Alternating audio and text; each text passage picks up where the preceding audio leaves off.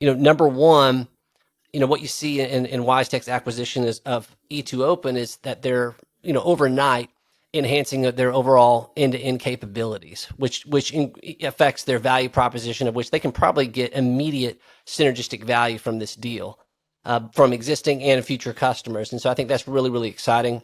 It gives them some differentiating points that, reduces cost of customer acquisition as they differentiate in the marketplace, potentially. But the other side of this is, you go to the other side of the table.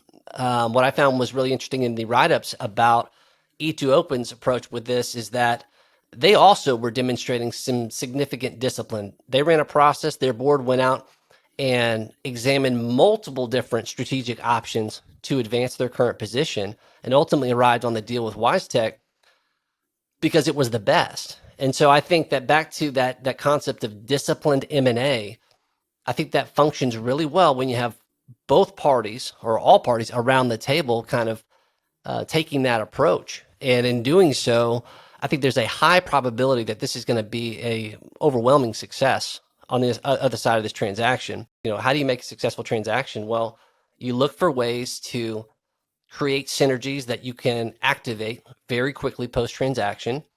And then from the seller side, you want to make sure, what are your options? Because not every buyer values your business the same way. They have different things that they can accomplish it. So what appears is true in this situation is that e2Open went, I don't know how many, but in a traditional process, certainly 5 to 7 different options. And some of those aren't acquisitions. Some of those could have been a variety, non-M&A type, to be clear. But what you can gather from the reporting is that they did their homework. They were very well prepared. And when they had those options in front of them, it allowed them to make a very level and very strategic decision that probably is going to dramatically advance the interest of all the shareholders.